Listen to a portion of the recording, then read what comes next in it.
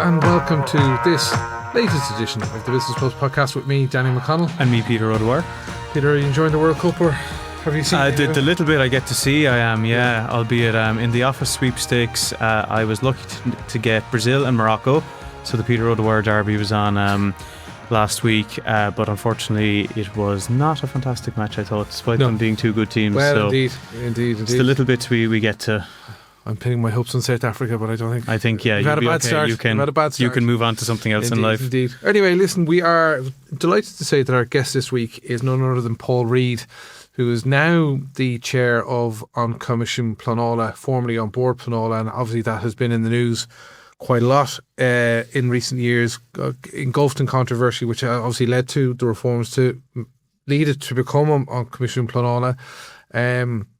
But he's obviously probably best known for his time as chairman, or sorry, not as chairman, but as chief executive of the HSE during COVID-19 and all of that, and also as well during the time of their significant cyber attack on their systems. But Paul Reid is a fascinating character. He's a long-standing, he's a veteran, I suppose you could probably call him at this stage, someone who had been in the private sector, gone into the public service at high level. When I first encountered him, he was sort of number two to Robert Watt in the Department of Public Expenditure and Reform. He cut his teeth, I suppose, negotiating the Croke Park and Haddington Road agreements, very divisive, very sort of controversial pay agreements at the time, because they involved sort of pay cuts at the time. It wasn't just awarding more pay, it was actually cutting pay at that point.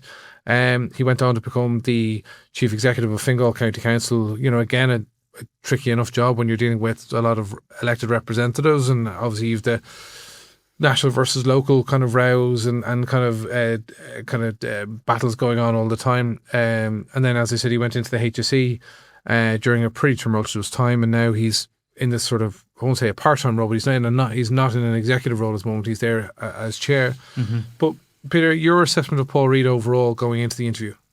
Yeah, so obviously the COVID time is when he came to greatest prominence, I think, and that's what most people would know him for. I think that's where the majority of my knowledge of Paul, I would have known a little bit of him previously.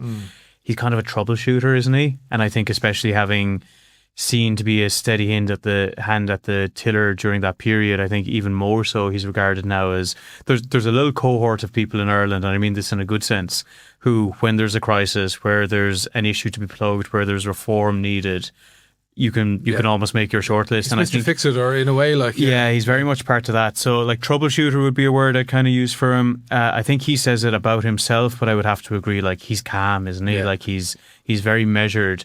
I'm kind of interested to know, and maybe you from your coverage of him, he must have a sharp edge to him to have done the jobs that he's done, to have done the negotiations as you have outlined.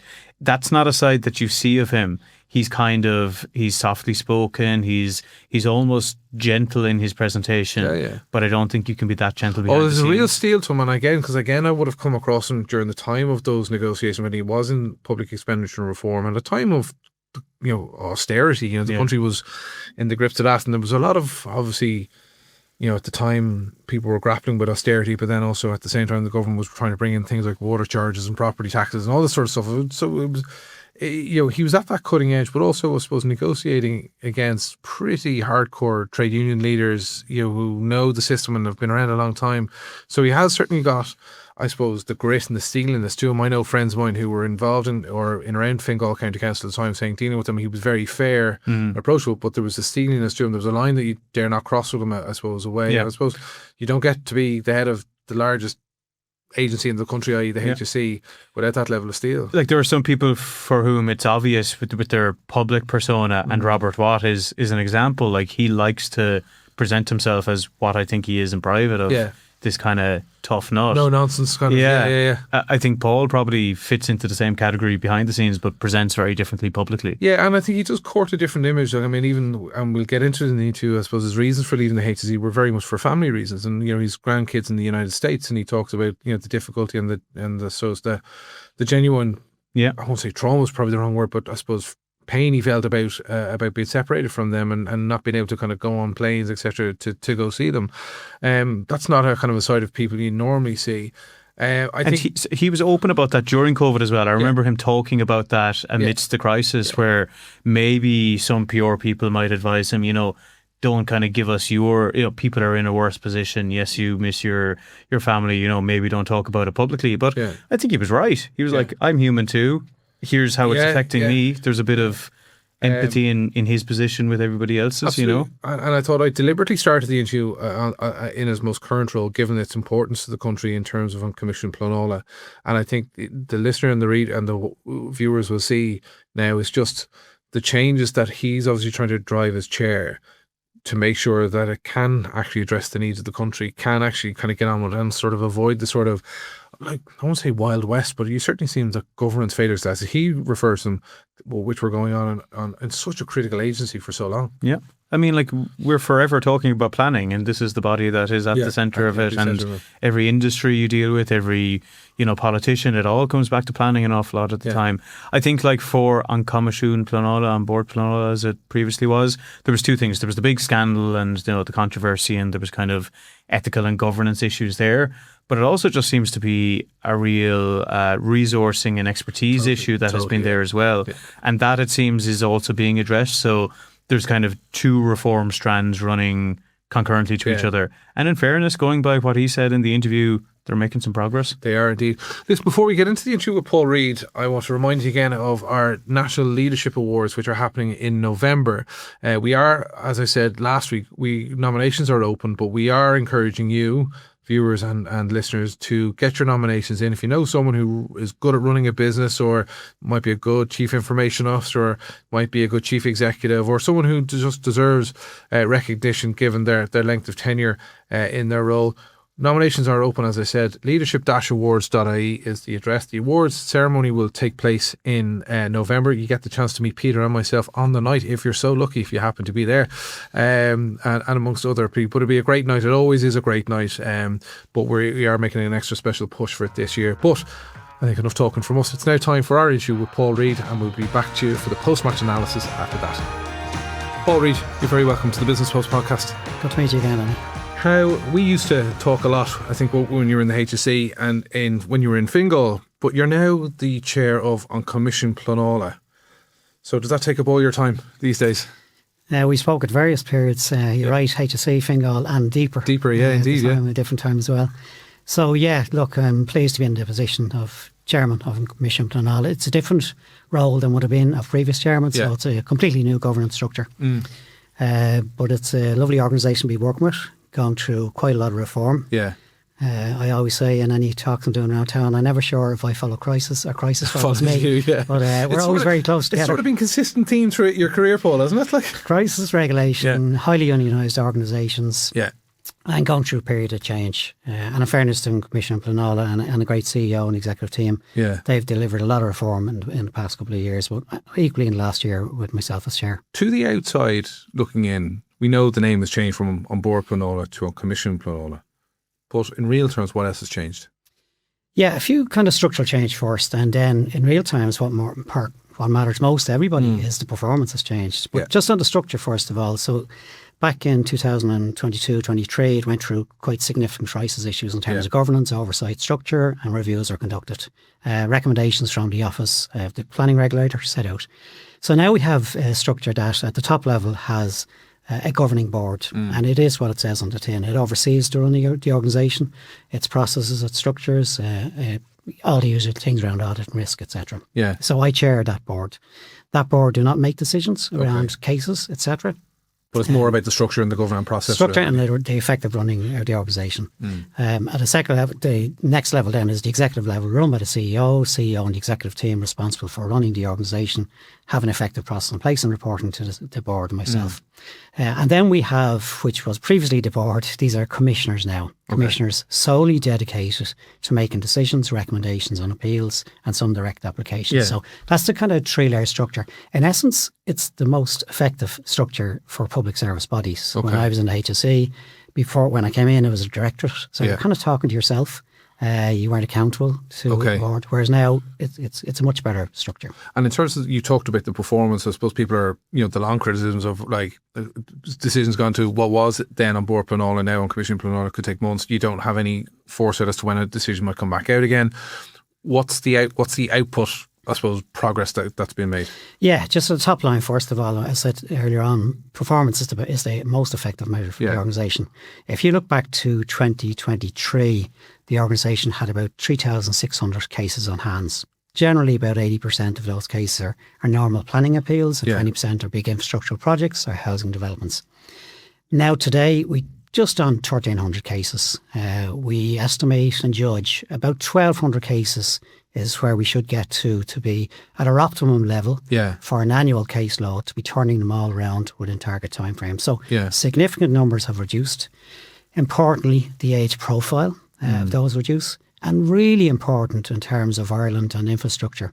If you look at the major infrastructure projects that have come out in the last year in particular. So you've got the likes of Metro have come in. Metro, the Airport Metro, Metro North, 3 DART projects, Slane Road Bypass, the Galway Road, Galway Harbour, Galway Bus Connects, big important strategic infrastructure projects. But equally, on the housing front, there are now large-scale residential developments that come into on board Pleanála, not strategic housing developments as they were, but in essence, we have a target timeline to turn all those around in 16 weeks. Okay. It's not mandatory, it's not statutory just yet, it will be later this year. But it's a good practice or a good... But we, with the governing board and the executive, we've put those targets in place now and we measure ourselves against them. So if you look at all of the large-scale housing development projects that come in 2025, and I think there was approximately 75 of them, they have all been turned around 100% in the 16-week time frame.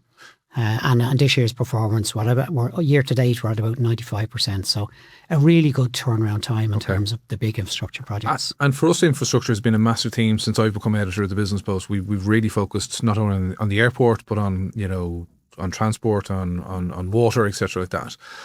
Is there a special division for major infrastructure projects, or what's the normal turnaround time now for, say, a big application, say the passenger cap, or be it, kind of additional infrastructure or a metro type situation? Okay, so all of the projects range from 16 weeks to 48 weeks. Okay. Again, these will be the statutory targets, but we're measuring to them now. So generally normal planning appeals would be less in terms of 16 weeks. The big infrastructure projects like Metro would be 48 weeks. Now that allows for a whole process of engagement with community, seeking further information. There are periods when the clock can officially stop, where we've sought further information or further information has come back to us and we feel that's relevant to submissions that would have been made to put it back out again. But in general, you're seeing the big strategic projects, the big large-scale reduction projects being turned around much quicker. Yeah. And equally importantly, you may or may not come into it, but in terms of those that face a judicial review afterwards, we're seeing a very positive trend. Let's see how long a trend it is. But if I look at the last year's judicial reviews that we faced, we had 143. Yeah. Which is a very high number. Yeah. But 85 of those were in the first 6 months of the year. The remainder were in the second half of the year. So we saw a trend downwards. And again, this year, if I look at it, we have just up to about May, we 33 judicial reviews. So the number is coming down. So it's coming, 35. That was 75 last year. Yeah, okay. Now, importantly, just to make the point here, they're coming down. Hopefully that's a trend. Yeah. But equally important for us in Coimisiún Pleanála, we've put a dedicated legal team on it. So we assess all the judgments that are made. And very positively now, we look at this year and indeed into last year, we're winning more judicial reviews, we're losing less, and there's more being withdrawn. So I think when you put all those trends together, they're positive for Ireland overall, because maybe less people are appealing or putting themselves out to appeal.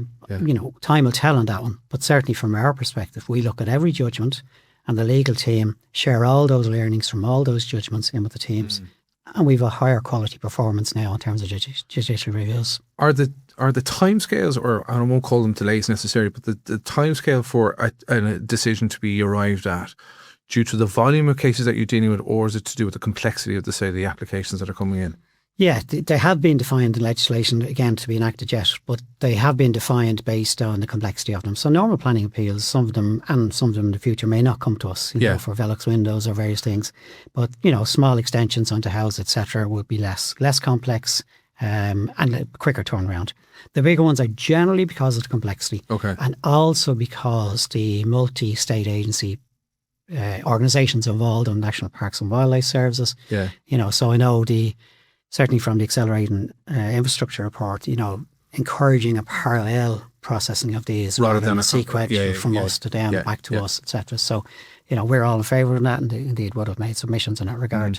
Darragh O'Brien sat in that chair a couple of weeks ago, and he spoke of his frustration as a delivery minister in terms of transport and energy, in terms of the time it takes for stuff to get done, the planning taking too long, etc. And also, I suppose, the issue of objections coming from people who are not necessarily in the locality or the same county. What's your sense of where the balance needs to be in terms of delivering those key infrastructure projects, but also, I suppose, managing that range of interest that you probably have to be conscious of?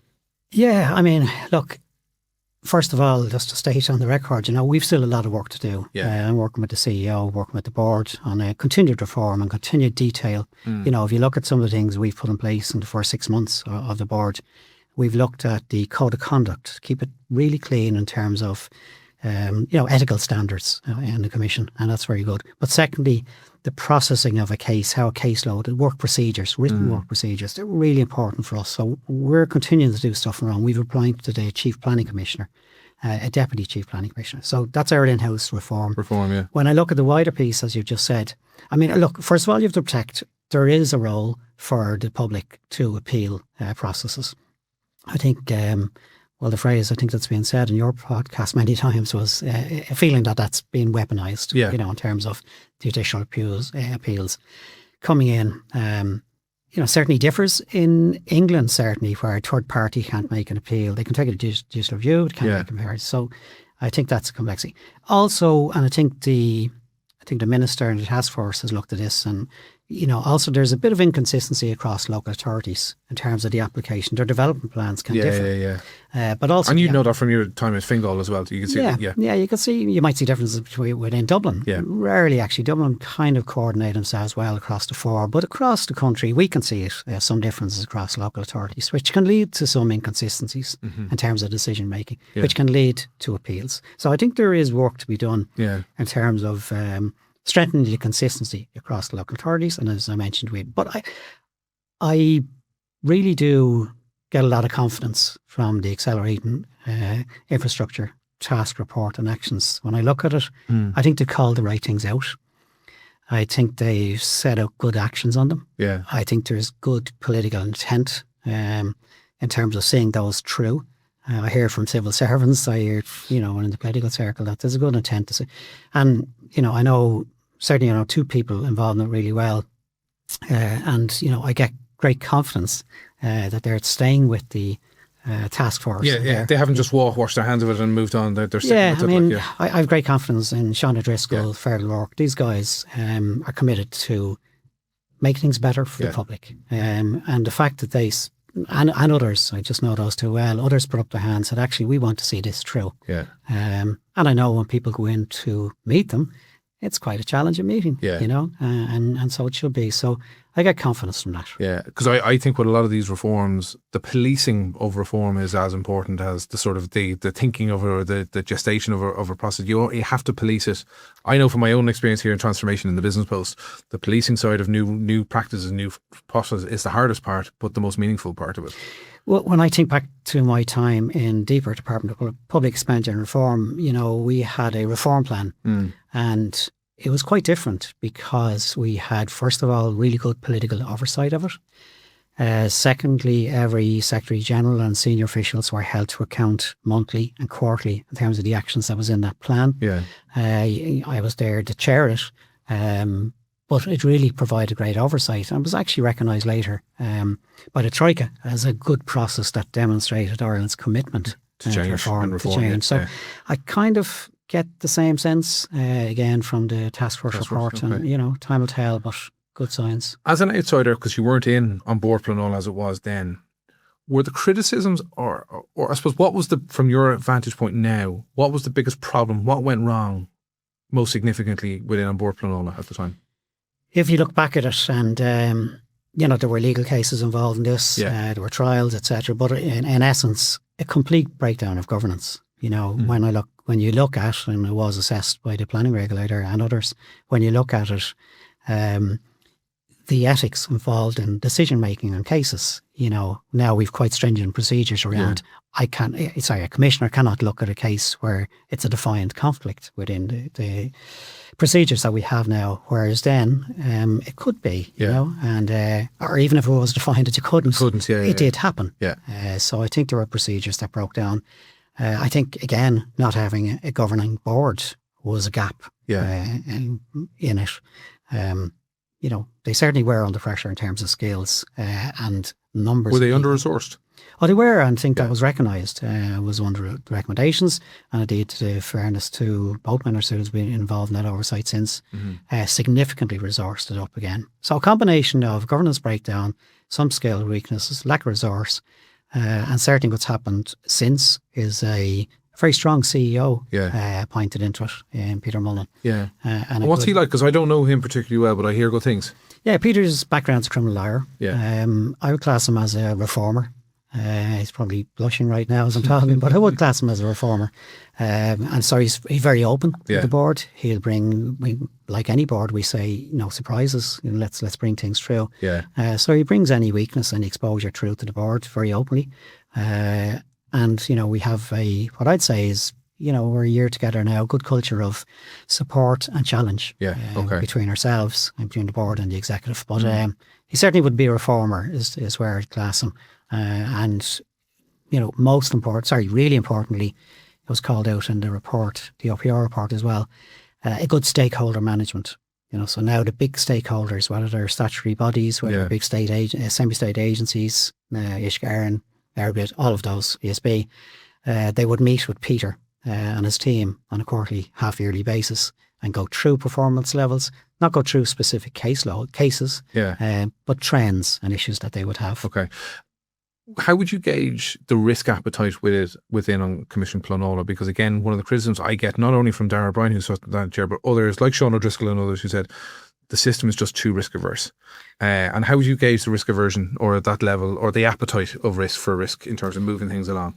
Yeah, and one of certainly if I had any input into the task force or discussions with people on it, I would have said the issue of risk aversion across the civil and public service is a factor we have to grapple with.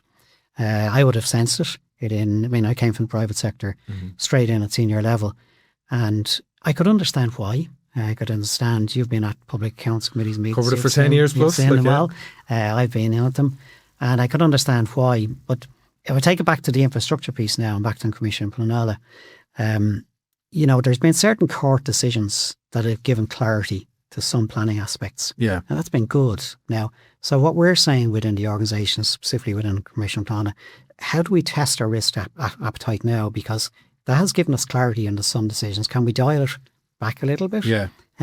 In fairness, some of the transpositions of EU directives into Irish law is very stringent. But there is also a perception that we've almost gone over the top with some of those transpositions. That we've almost gone, what the European law has said, and then added value to it to make it even more, I suppose, cumbersome or slow. And look, I'll let policymakers make that call, but I would think so. If you think there's the example of news, I think it's referenced in the report. We would have said it, wastewater treatment plant for, as in the EU directive, 100,000 homes needs to be subject to an environmental impact assessment. Yes. We transpose that into 10,000 homes, and that's environmental impact assessments. Some of our assessments, based on the legislation that we have and the transposition, can be thousands of pages long by the inspector. So we're looking ourselves within, how do we test our own risk appetite? I know from the Minister, Jack Chambers, he would like all public service bodies to do it. Now, I think it's not just about how you dial it or how you define it. It is a big cultural issue. In my time at the HSE, just to put it into kind of some real terms, I used to say to our team, I said it in the Oireachtas, I said in joint Oireachtas committees, particularly during COVID, at best, in my experience, you get 70% of your decisions right. Yes. And 30% of them, you'd probably do differently again. Or you might have even got them wrong. Yeah. So, that's the kind of environment and executive level I like to lead on, and even now at a board level. Now, of course, You don't want your medics getting 70% of things right. No. You want to get, You'd want a slightly higher percentage. you want a greater ratio Yeah. than that.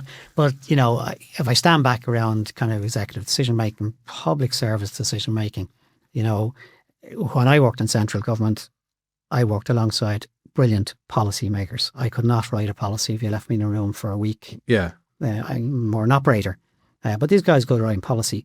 But equally, there is a bit where you have to call it, or you have to recommend it to the minister, and you have to call it, and you make your best judgment. Yeah. Minister calls it. But I do think there's a cultural piece. It's not just about defining your risk appetite. And you're I think you're perfectly placed, having led the HSE, but I suppose having come out of that Department of Public Expenditure Reform, which was born out of the financial crash, it has garnered this reputation of the Department of No, or being a block. And again, the charge, I've said it with Darragh O'Brien in this podcast, and again, it's a view shared, that has become overly obstructive, has become too powerful. Having been on the inside, what's your assessment of Deeper's role today? And we might get back in, we'll get into your time, because I want to talk through your role in the, I suppose, the formation of that department, etc., like that. But talk to me about where you think it sits now in terms of that risk spectrum. I think, from what I can ascertain, what I read, or what I can talk to people within the system, I think the Accelerating Task Force, Infrastructure Task Force, is potentially a defining moment in terms of... For the department? For department, for Deeper as well. Yeah. Because of that oversight of it, what I've seen, the oversight that the Minister gave to it as well, and continues to give to it.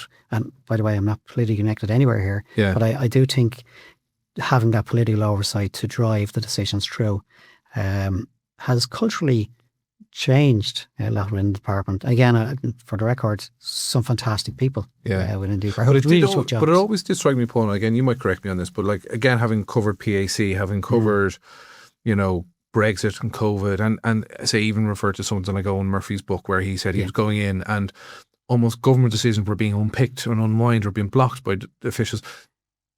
To an outsider like me, that seems incongruous that would happen. Mm. And that's probably a strong perception across government agencies and departments. And, there was a review of CEOs' pay, and certainly, people would have felt, where did that go? But it did get resolved. Yes. And I think fairly, some of their remuneration has been upgraded and improved. But that would be a perception across the way. Is it a valid perception? Yeah, well, I know you say we come back to my time in it, but knowing the culture of Deeper does have to make those difficult calls, It really has to make those trade-offs across departments. I don't think anyone is saying it needs to be a free-for-all, like, say, pre-Celtic Tiger days, where it did seem to get very loose. And again, that was probably slightly before my time as well, because I went into Leinster House in 2007, just at the tail end of the crash. But when you've got however many spending gates to get through in terms of big projects, it seems overly bureaucratic. It does seem like, as Darragh O'Brien again says, it's the system getting its own way. Can you explain why the culture might be so risk averse? Is it to do with the fear of going before PAC? Is it a fear that the system doesn't reward initiative? Is it that there isn't a reward? Because I remember, I tell you what, your former colleague Robert Watt, I remember him speaking at a conference, and he sort of explained the rationale of a senior civil servant. He says, if you do a good job, you might get a pat on the back from the minister. You might say, well done. If you fuck up, he used the phrase, if you fuck up, you go in before the public accounts committee and you get eviscerated. So there's no incentive to take a risk. There's no incentive to be brave or be adventurous. I wonder, is that your experience? Is that an experience that you would recognise? Yeah, look, I often think with it, maybe I came with a different frame of reference because I was coming from not within the culture of the civil service, and I was coming in at a senior level. So, I was straight in it. I do think in my experience, there's some differences between decision-making that will be made in outside the public service, let's say in private sector, and decision-making processes like within public service.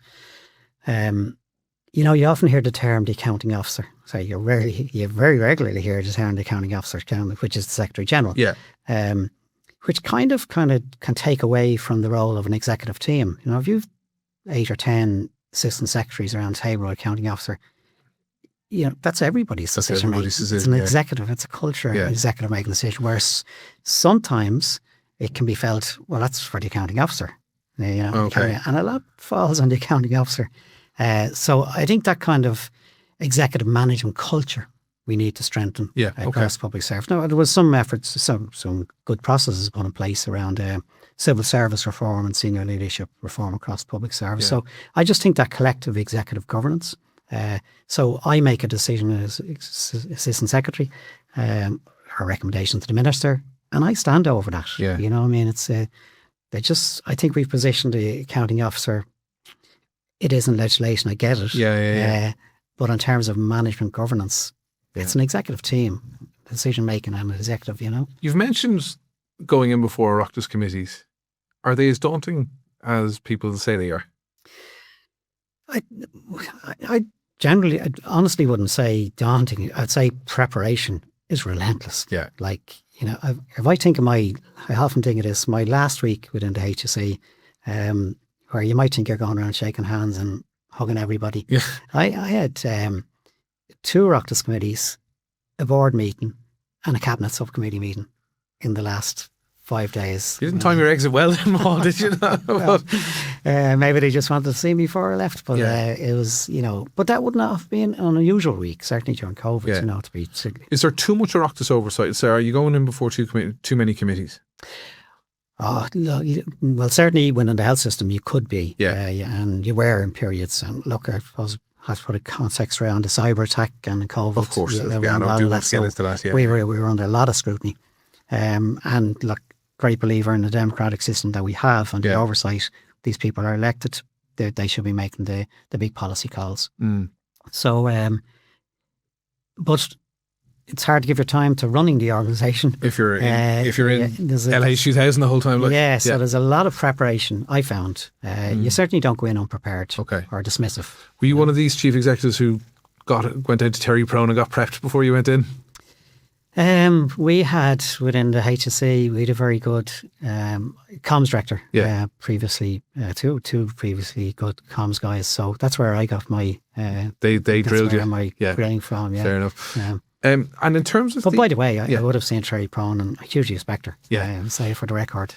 But it has become this sort of ongoing line of questioning. You know, is it right that they're getting prepped, you know, by a kind of a Svengali or a kind of a media handler to go in and prepare for questions? Almost like, is there a process of trying to evade answering questions or tough questions? Yeah, look, I think we need to get a bit real. I mean, people aren't all that naturally confident going in under significant scrutiny across, you know, and, you know, there's no prepared script in these things. So the fact that people might get some help and preparation from an external agency, it's fair enough. It's fair. You know, I'm not saying it happens all the time or, you know, but, you know, if we strengthen the public communications of our senior leadership team within the public service, isn't that a good thing? Good thing. Now, it's not about being evasive, you know, it's about being honest, open, but confident. You, as chair or as chief executive of the HSE, you obviously were there to, as I've already mentioned, 2 extraordinary periods, COVID and then obviously the HSE, the cyber attack. There's so much to unpick in terms of COVID, but what was your approach going into COVID in terms of how we managed it? Because you obviously had NEFIT, government and all that interaction going on, but you as, I suppose, the operator of, it was a very frightening time, I'm sure, for you and your team and the entire health service. But I suppose when that kicked off, where was your head at? Did you kind of think, what have I got myself into? Or just talk me through, I suppose, those early days of 2020. Yeah, I mean, I generally would remain naturally calm. Yeah. I mean, I don't feel I suffer too much stress in any of the roles that I've had. But there probably was a time, certainly in early 2020, when I did feel, hang on, this is a bit overwhelming. Yeah. You know, because you were, and I really mean in the early stages, we just couldn't put a scale on this thing. I remember we had our first crisis management meeting. Yeah. And in 2019, we'd spent 100 million on PPE. Yeah. And we were role-playing this, workshopping it between our executive and all key stakeholders and the HSE. And we're saying, you know, do I look for 300 million here from government? Do I look for 400 million, you know, because we had to put early submissions in. Yeah. The figure in 2020 that we actually spent was €1 billion on PPE. Yeah. And that's largely a function of price, unavailable all over the world. Yeah. and wasn't there the spread that we had to give it. And wasn't there a later thing about a certain amount of it being written off because there was a 300 million figure of PPE kind of not used or unused or written off, essentially that, yeah? Yeah, some PPE and some ventilators as well. Okay. But again, put a context on it. The biggest pressure I was under from everybody was just get PPE. Get more. I was talking to spokespeople across all the political parties. You need more. You've only got that. You know, we got more and we reached out for it, which again comes back to my point about, 70%, 30%. My focus was on decision making, action taking, galvanising the team. And then if we got something wrong, which once or twice we did at least, putting your hand up and saying, I'll take the rap for that. And it was something we got great feedback from staff because they felt, coming back to this risk appetite all across the public service, they felt that word empowered, but they felt go do, and we'll take the rap on some things that we don't get right, Yeah. In the later days, I mean, I don't think anyone would have disagreed with the approach taken in early 2020, when there was a true emergency, people were getting locked down and we saw horrendous scenes in Bergamo in Italy and elsewhere when it was really scary as what was going on. But into 2021 and then towards the end of that year, there was a fraying of that public unity around the decision to go into lockdowns or continuation with lockdowns. How challenging was that for you to keep the show on the road? And were you always in agreement with government policy or saying effort, as things rolled on? Just before I respond to that question there, it's key, just go back when I mentioned that, the early stages, I did feel overwhelmed. When we presented into government, and it was Leo Varadkar at the time, asked us to go in and present to a few ministers in a cabinet subcommittee, and then to all of the big state agencies, the IDA, Defence Forces, Guards, etc.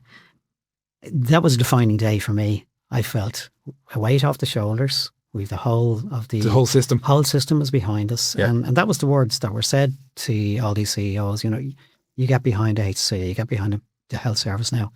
And that was just a defining moment where we really felt galvanised, we felt more in control, etc. To come back to your question, later on, decision making, I did throughout this, and I think if you ever watch Twitter, you'd see it. I was never an absolute purist that we just had to lock down and we just had to. I think on balance, we got the decisions right across the board. I always aimed to draw a line between what NEFIT or their recommendations and policy, recommendations, government policy was saying, versus what I was doing. I was the operator. My role was to run this thing. Yeah. We should not cross lines. And at times we probably... So you shouldn't be pronouncing on policy? I shouldn't pronounce, and equally they should not be pronouncing on how I carry out this. So there were tensions there. I also, and again publicly I said this, I also was more conscious. It was about the health of the nation. It was also about society. And it was also about funding this health service for the future. So, many of my public statements were, it's of course it's about protecting lives. It's about protecting the society that we live in. It's about protecting the health system's funding for the future. And it became almost a discussion around the immediate sort of fear of the contagion of COVID versus, say, the stored up long-term problems around cancer diagnosis, mental health, all that kind of stuff. Absolutely. And we were hearing this from within the system. So we had to be cognizant of that and we had to be saying it. And there certainly were times where, there was a recommendation to go into further lockdown where I felt actually, whether it's proven right or wrong, it's not, I felt, no, actually this is not the time. We've only 20 people in ICU. We've only 200 people with COVID. And other people would have had a different view. Their analysis was this going to get worse. But there are many, I suppose, individual episodes within COVID that we could focus on, but there's one I really want to focus in on, and that was the day that I think Tony Goulden came back. I think having been off on leave, I think he was minding his now sadly departed late wife, but came back, and I think, I won't say unilaterally made the decision, but never made the decision to go from level 2 to level 5. I think it was that's October and Sunday. But I remember the reason I'm asking is because Leo Varadkar famously went on the television on Claire Byrne and said, listen, we fundamentally disagree with this. This was not good. But in that, there was a clear position of the HSE that they felt that, had they not gone to level 5, hospitals would have been overwhelmed. And I think you took the view that that wasn't the case. Talk to me about that, because that is, I suppose, a key flashpoint during that period. Oh, yeah, and it is the flashpoint where there was disagreement, in the context of, a 2.5 year period where in general, there was consensus across us all. But no, that was a flashpoint. I mean, I remember the Sunday and the Monday very clearly. And I think I would have tweeted out on the Monday, you have to take this in a round, So I did certainly feel on that day, on that Sunday, when I looked at our analysis and I spoke to every hospital manager around the country, and they were going, no, we're actually okay here, There were 20 people in ICU, as I say, there were 200 people. So I didn't feel, on the analysis of what we were dealing with that day and that weekend and those weeks, couldn't go for a full lockdown was justified from the health service perspective. I left the rest of the decision making to NPHET. Yeah, but on that particular point, there was a clear difference of opinion. Like. Oh yeah. And what do you think from your perspective? Because you were obviously, there may have been a meeting. Were you in government buildings on that Sunday or on the Monday? No, I wasn't. No. And I was getting phone calls. Yeah. But what was your sense of why NPHET or Tony Holland at that point recommended a move from level 2 to level 5? Because I still don't have, I think, a convincing answer yet as to why there was such a change or such a kind of a shift in position. Well, look, we did have people on NPHET from the HSE who obviously were talking to me during the day, and their sense of it was things are going to get much worse, and it's going to get worse now if we don't do it now. It'll accelerate at a rate that will be much harder to control. So that was the sense what I was getting, but I was only making a judgment on what I've seen previously. How trends emerge.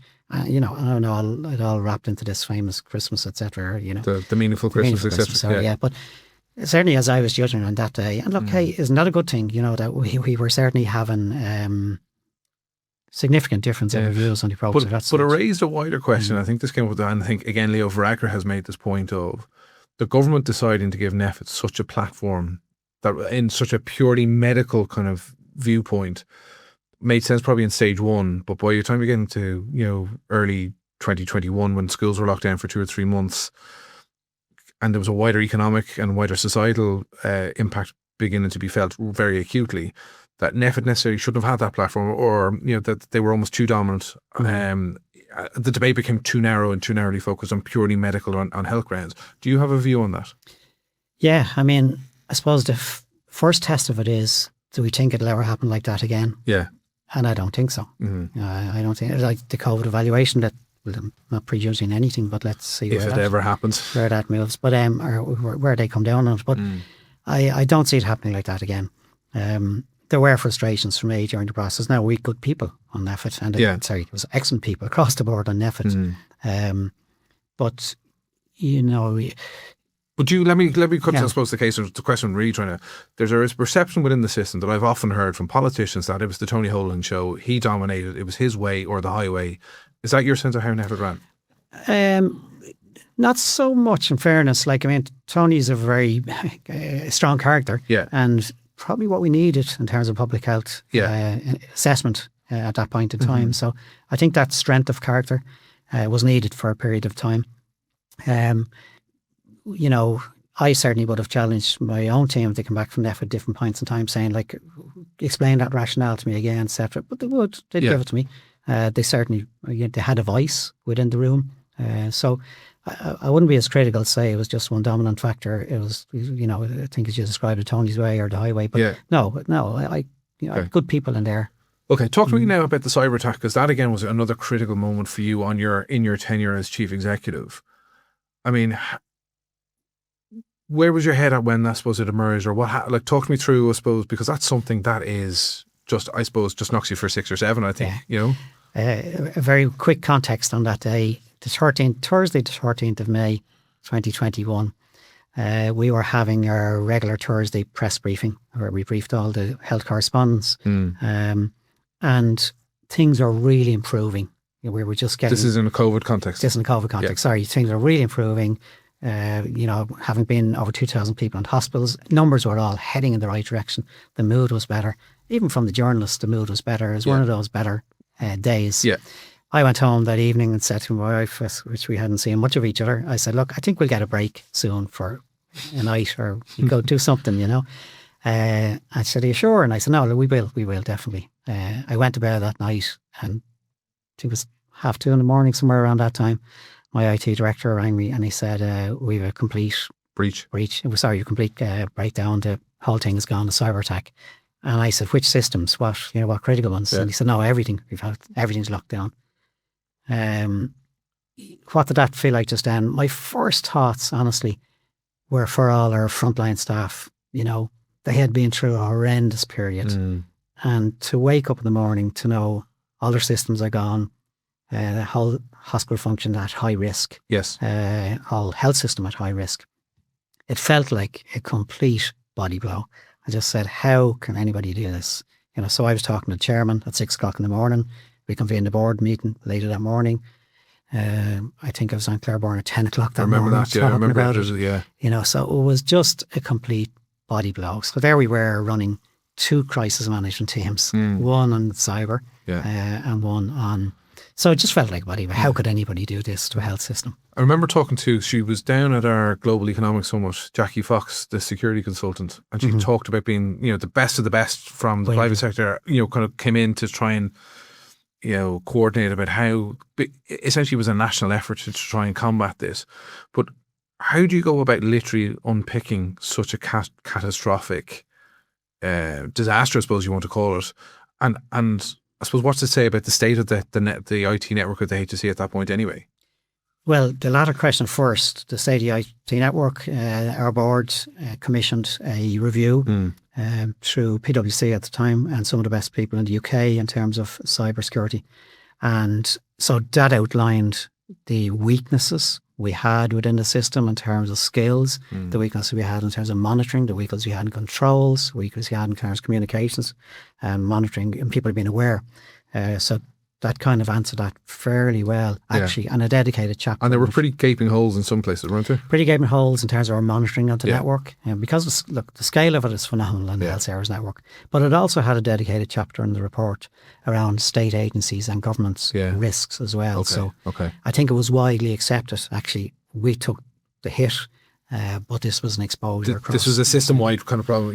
Public service-wide.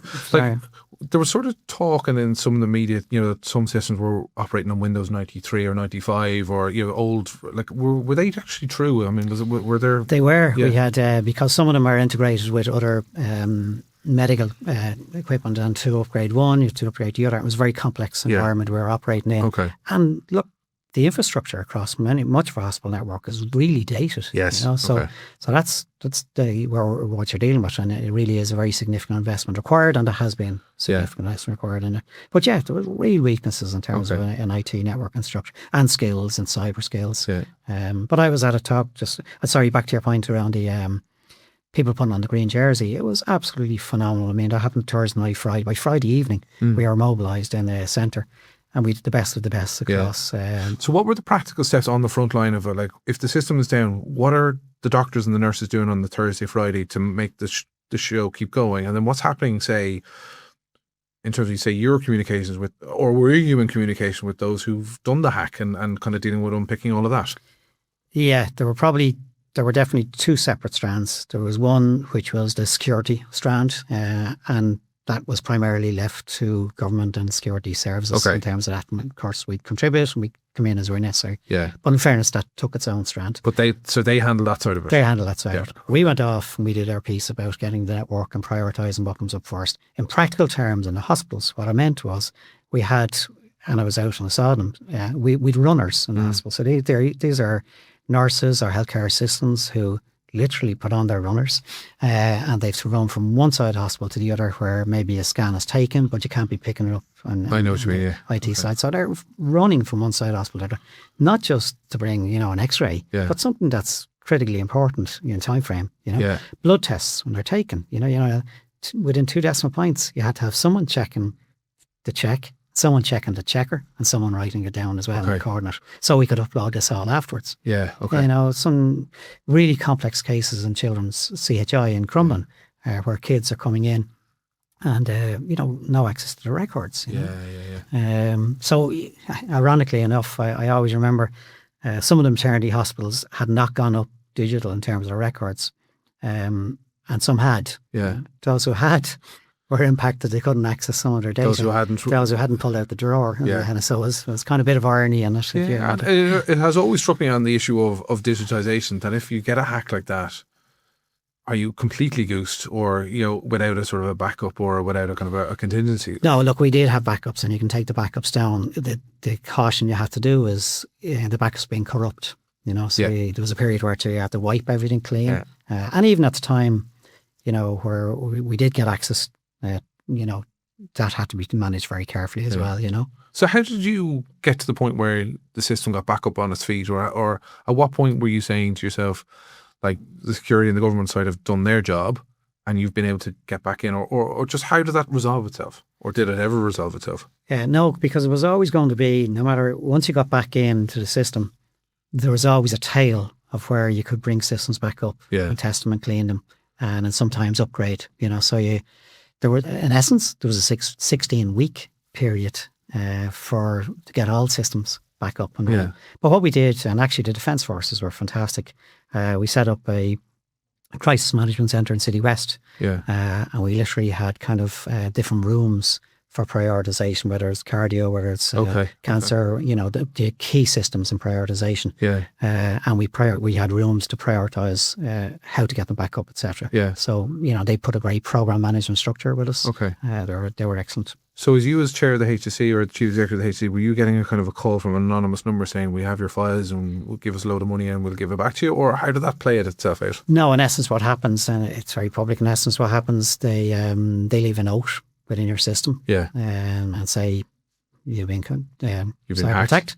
And they set out certain ways for you to navigate into the system to get a further message. But at that stage, we're leaving it to security services. And over to them. And I mean, for you dealing with all of that and dealing with your senior team, I mean, does that give you the cachet to go into the Minister for Health and say, listen, you need to give me load more money to give us an IT system that's actually fit for purpose?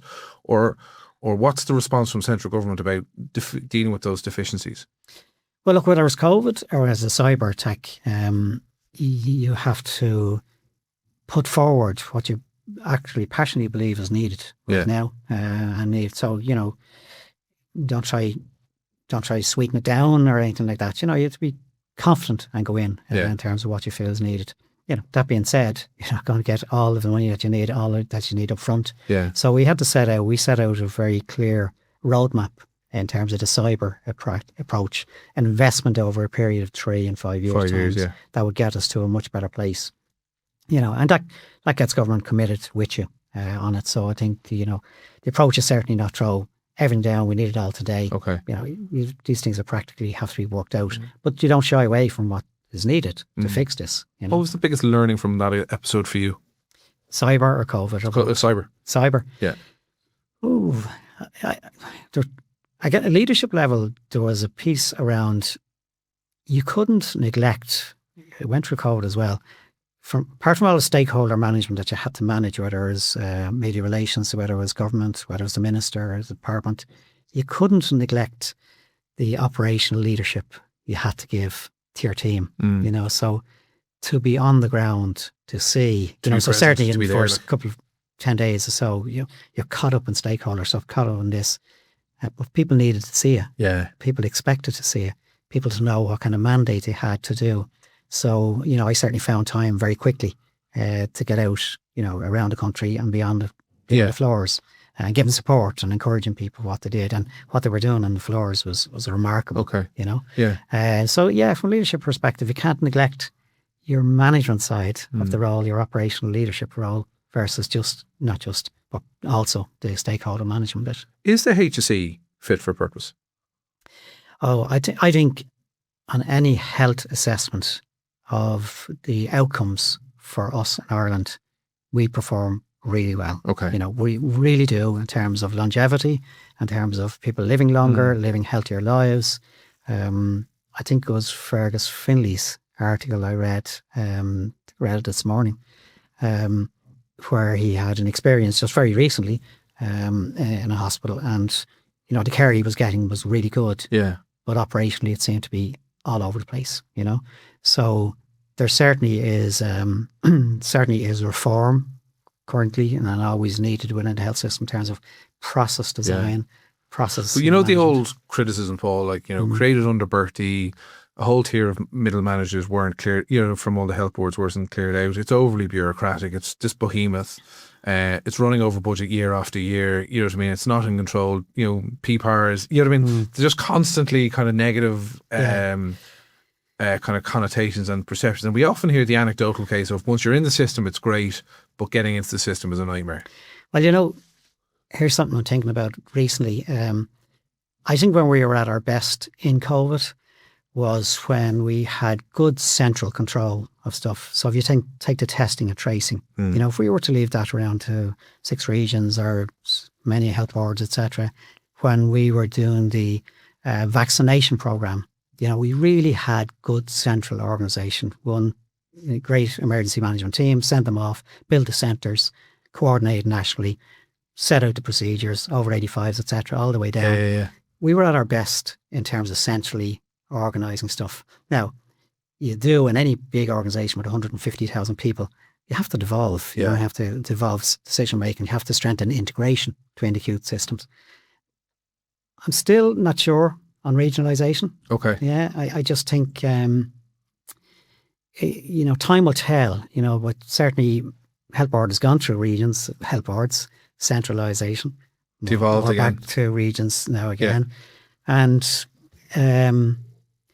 change management is something that needs a lot of investment and a lot of time. Change management, it's not always something we do well within the public service. Change management generally needs an investment, whereas the pressure the health system is under to manage probably one of the biggest transformations in state bodies, while managing to, manage its costs better, and having said that, their budget has increased. So I just, I wasn't there. I left just before, I left for many reasons, but I just, I'm not sure. I have to say, just the time will tell on regions. There's 2 questions I want to ask you now. What's to get into your reasons for leaving the HSE? But I suppose allied to that is, what's the one thing or the biggest thing that you would have wanted it to have gotten done but didn't? Yeah. I think if I can answer the second one first, the biggest thing I want to get done was, I think where we really performed well in the health system during COVID again was the whole health system. So you had pharmacy, you had GPs, all working coherently together. And, we do video calls with general practitioners. Could be 1,500 of them on a call on a Wednesday. But a good coherence around who was doing what during COVID, vaccinations, etc. That was really good. Where I would have liked to see more or done more is that integration piece. Really things like older persons getting their care better in the community. Shifting not just the funding, but shifting the care, better. Didn't get enough time, but I would have liked to see more of that. Do you support Jennifer Carroll McNeil's push against the doctors in the Rotunda? I think that one had to come to an answer. That if it's a public service contract, which took a couple of years to get there, it had to come to an answer. It's public service only. Now, there is a kind of difference because the maternity hospitals don't have a way to practice private care somewhere else. So that's kind of a gap versus the rest of the care that you get in the public health system. So, but it had to be called out early. Back to your question, why? Look, I think there are probably three key reasons. One, and this is probably the 70% factor. I have 2 grandchildren living in the United States, and we weren't getting to see them. It was really tough. Not just during COVID, of course you couldn't fly, but even towards the end of COVID, you'd have flights booked and there's always something happens. The hardest thing I was doing was ring my son and saying, sorry, we can't go, or tell my wife, I can't really go. And so that was tough. And I just kind of said, I had to make a call on that. So that was the major factor. Okay. I guess I was probably running low on juice, having been through everything. So, the Jurgen Klopp effect almost. Yeah. And I'm a high energy person. I'm not a complete extrovert, but I run on energy, But so I think that was a call. I had to be fair to myself and I had to be fair to my family. And I finally, just what I did say there when I was looking ahead, did I have the commitment or the energy on regions, which was an important phase because that was next. And I felt actually... You'd put in a fair shift between COVID and the cyber attack, I'm sure. They're 2 big things that will sap the energy out of most people. Well, they're probably dog years, that's for sure, you know. Yeah. But again, an absolute privilege to be in the middle of it, you know. And a privilege for me, whether it was the HSE or Fingal or Deep or whatever, you know, having come later in my career to public service, to have the exposure with Taoiseach, with senior ministers. To be in the hunt or to be in the fight, like basically. To be in, have skin in the game, you know, to be in with it, and to have a big personal role to galvanise the public. Yeah. How did you deal with the public profile or becoming a person of public awareness? Well, there's lots of funny stories I could tell you on that one, where people now look at you and they call me all different things. They just kind of think they know your face, but they're not quite sure who you are, it's very funny. But no, I just remain focused on what you were doing, why you were doing it. But it does change life. I suppose if you're out with your wife for lunch or dinner or whatever that, and people are saying, oh, geez, I know that guy. Or I'm just wondering, I suppose, because I asked that question of Paul Johnson, who was our guest last week, as British Ambassador, did he get any grief at any stage? I'm just wondering, does the role of the HSE boss get you grief at times? Well, do you know what? I say this often. I could probably recall, if I was ever to count them, about 1,000 really nice experiences when I was out. Yeah. The best I can recall is 2 negative experiences. One, a protest outside my house due to the vaccination programme. One where, you know, I was tackled in a petrol station or something, you know, by somebody who was quite aggressive. So, you know, that's it. You know, of all of the others, it was really positive of people saying thank you, and you know, genuine. I wanted to pass on thanks to frontline staff. Yeah, particularly that was the most thing they said to me. Okay. So that was no, I didn't have a huge amount of negative experiences. What, I suppose, I don't know how much longer you want to work or whatever, but what's left on your to-do list in terms of your own career? I think my commitment to public service will continue. Yeah. That's where I get my energy. So I'm enjoying a commission project. We're just 1 year in actually this week. So I do want to see that. I was on Ishgaren board, but resigned from that because of conflict. Obviously. So commitment to public service, I want to see through for quite a while yet. I do chair 2 other boards, completely different organisations. Actually, one of them is a really interesting organisation. The other 2 are interesting. One is Irish Medicines Verification Organisation, which in essence is a privately funded by the pharmaceutical industry, but to carry out a statutory function for the state, which is protection against false medicines getting in.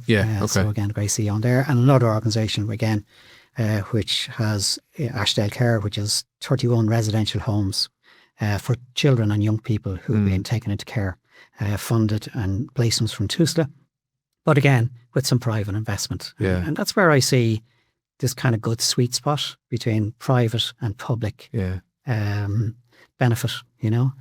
But no, I certainly continue to do non-executive work. I'm not going to take another full-time executive role. And I think I have a good balance now between my family commitment, as being a grandparent, and being active. And I meet some leaders who are not good at minding themselves. You know, and kind of just minding the stress levels or minding the kind of the dog, as you say, the dog, you know, the dog years. Are you good at minding yourself, or have you been good at being able to manage to say, I need to go for a walk, I need to go for a run, or you working out, or how have you managed those really tough days? Yeah, well, even pre-COVID and or pre-HSA, anything, all the jobs I've had, I train hard every morning. So I hit the gym, usually at 6 o'clock or 7 o'clock, whichever the time works, and do various group classes, exercise, weights, etc. I came here to you today for my annual health check to do. So because there's cardio in the family, and I lost my brother very young, etc. So we all watch ourselves. So I'd be quite good at watching myself and keeping fit. You're looking fine, fit. So anyway, Paul Reid, thank you so much for your time. Thank you. Welcome back, Peter. I thought again, Paul Reid gave good value for money there. I think, I could have listened to him for a lot longer on the cyber attack. I thought his views around handling COVID, you can see I'm still scarred by my own time and reporting on COVID, but I thought him being at the epicentre, voicing the fact that there were tensions at play, and we obviously knew there were tensions between government and NEFIT, etc. at the time, but getting his perspective, he was the sort of the third leg of that stool in that dynamic as the operations, as he said, he was the operations kind of guy on that, but to get his perspective as to where the differences of opinion came to light, I thought was really, really interesting. For you, what was the most standout element of the interview for you? I think you forget just how crazy it is to have a public pandemic and a cyber attack of the scale of the one the HSE suffered at the same time. When you're in it, like we all knew individually the scale of both of those things, but you kind of forget a few years on, either of those is like a defining thing for several tenures of a CEO being in power. To do two of them at once, I mean, he should go tout his wares to the IMI or Harvard or somebody for a crisis management course. Yeah. Incredible to have to deal with both of those at the same time. And I think the cumulative effect of both clearly were part of the drive or the reasons why he left. Because he kind of said he was feeling and not for the first person actually being in this podcast to say, feeling his energy levels were dipping and kind of feeling it's time to move on. But, again, going back to COVID, I mean, one of the things that did come up and raised in the interview was, the criticisms that came out after the fact that, there was 300 million plus wasted essentially on PPE. When he's saying, well, hang on, at the time I was under pressure from everybody to get as much PPE in as he can. But it goes to show that level of, like, all the controversies around a bike shed, all the controversies, a couple of million here, a couple of million, like 300 million plus just gone on PPE, and it was accepted given the times. To me, something incongruously, or that sits in Congress with me, but maybe to a degree, obviously 300 million, huge waste. So yes, I suppose people are quicker to forgive that because of the imperative at the time. And because it was unprecedented. People are slower to forgive a bike shed because they feel like a bike shed, is a bike shed. Is a bike shed, is a bike shed. What I thought was interesting, and like in one way it's a really simple, obvious point, but he was talking about at the start how like it did feel overwhelming. It was hard to put any sort of shape on a response to the pandemic. But one day they had the briefing with the other state bodies, with the defence forces and everybody else. And even though they were probably no further along operationally in tackling it, he felt, okay, now we have a handle on it. Systems behind them there. They can move, I know I have the support of others. I know the expertise of the various bodies will be there. Now I kind of feel I'm ready to put a plan in place to deal with it. It's a super simple and obvious point of like you have to start somewhere, but it shows the value of like one day's work can make what is an entirely untackleable, if that's even a word. That's great. It's a great word. I'll sense check that one afterwards. Into something that, while still huge and overwhelming, is kind of manageable. Yeah. And I just thought he was good talking about that. And I mean, when we dig into the cyber attack, I suppose getting his perspective as to how it happened, the response to it, the curiosity that almost the dilapidation or the kind of the failure to advance some hospital systems actually was a saving grace in some cases, which is sort of a curious or incongruous sort of position. But like he's confirming that some systems were on Windows 95 it does kind of beggar belief to a certain degree. But really interesting, I thought him questioning this idea of regionalising the health service, having centralised everything. He was a big advocate for the ability to centralise things and get things moving. Yeah, it seems like you wait long enough every 10 to 12 years and we're either decentralising or centralising again in the health service. But he had his part to play in the latest round, He did, but I thought it was notable that I suppose when he was considering his decision to leave, he made it clear that that was the next big wave, and did he really have the heart or the stomach for it? And he kind of felt he didn't. But for me, like again, he has that really expert perspective on having been in deeper, having been the sort of the taskmasters of kind of monitoring the public offers, and then being one of the great takers of public money in terms of the HSE and being able to spend it and rationalise. He didn't go too. I was trying to goad him a little bit in terms of the Department of No, and and he kind of measured his response, I thought, but not a wholehearted endorsement either. Like no, well, like he certainly didn't. He didn't poo-poo the idea that they were maybe a little too conservative or, risk-taking wasn't enough in there. He did, I suppose, kind of make the point of he's out of it a while, and so he wouldn't be best placed to talk about it. But that is their job, I suppose, is to kind of try and balance all the needs. It's a balance, and I think he did say that it is about striking that balance, and maybe it's not always perfectly done. What's your overall perspective of where Coimisiún Pleanála is now versus where Bord Pleanála is, given what Paul said in the interview? A long way along, and I learned quite a bit from the interview, just looking at the numbers. He had the figure of 3,600 cases back in 23. That's down to 1,300 now, and they feel 1,200 is about the sweet spot to be able to get through them at a good pace. When he talks about reaching the the turnaround times that aren't yet in law but will be soon, and they're currently measuring themselves. That all suggests that they're quite a long way down the road with it. Couldn't happen quick enough given the importance of it all. There are still some issues, obviously, as he highlighted. I mean, when we were talking about the transposition of EU directives into Irish law, and the one he gave the example of with the environmental assessment or impact assessments, that the EU law is 100,000 homes it needs to be done for, and we went for 10,000. 10,000, yeah. Now, I don't know enough about it to know which one of those is bad law, but one of them is bad law. Well, it's because that charge has been made again, like in the context of Irish water, you know, in terms of that you need a wastewater treatment plant for every, as Europe says, every 100,000 homes, and in certain places they're saying it's 10,000 homes.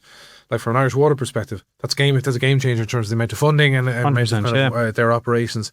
And it's that level of just sort of lack of joined up thinking, I think, that has made, you know, a big significant difference in terms of slowing everything down.